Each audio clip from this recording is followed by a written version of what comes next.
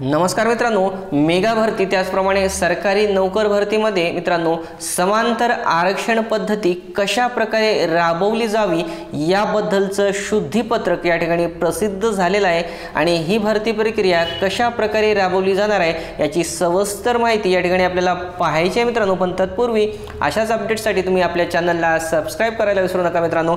या ठिकाणी शासन शुद्धीपत्रक सांगतं, शासन परिपत्रक क्रमांक दिलेला या ठिकाणी 13 ऑगस्ट 2014 मधील परिच्छेद अ प्रथम टप्पा सांगतो, खुल्या प्रवर्गातून समांतर आरक्षणाची पदे भरताना गुणवत्तेच्या निकषानुसार खुल्या प्रवर्गातील उमेदवारांची निवड यादी करावी।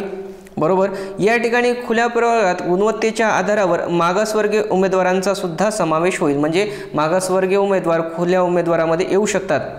या यादीत समांतर आरक्षणानुसार आवश्यक खुल्या प्रवर्गाच्या उमेदवारांची संख्या पर्याप्त असेल तर कोणताही प्रश्न उद्भवणार नाही आणि त्यानुसार पदे भरावीत। जर या यादीत समांतर आरक्षणानुसार आवश्यक खुल्या प्रवर्गाच्या उमेदवारांची संख्या पर्याप्त नसेल तर खुल्या प्रवर्गासाठी राखीव समांतर आरक्षणाची पदे भरण्याकरिता सदर यादीतील आवश्यक पर्याप्त संख्येइतके शेवटचे उमेदवार वगळून समांतर आरक्षणास पात्र उमेदवारांपैकी केवळ खुल्या प्रवर्गाचेच आवश्यक पर्याप्त संख्येइतके उमेदवार घेणे आवश्यक आहे, असं अगोदरचं GR होता। आता त्यामध्ये शुद्धीपत्रक काय याऐवजी खालीलप्रमाणे वाचण्यात यावे असं सांगितलेलं आहे। प्रथम टप्पा, खुल्या प्रवर्गातील उमेदवारांची गुणवत्तेच्या निकषानुसार निवड यादी तयार करावी असं सांगितले।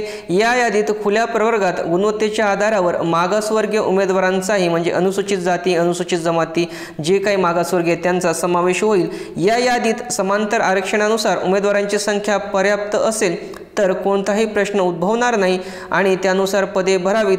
जर या यादीत समांतर आरक्षणानुसार आवश्यक उमेदवारांची संख्या पर्याप्त नसेल तर समांतर आरक्षणाची पदे भरण्याकरिता सदर यादीतील आवश्यक पर्याप्त संख्येइतके शेवटचे उमेदवार वगळून पात्र उमेदवारांपैकी आवश्यक पर्याप्त संख्येइतके समांतर आरक्षणामधील गुणवत्तेनुसार पात्र उमेदवार घेणे आवश्यक राहील।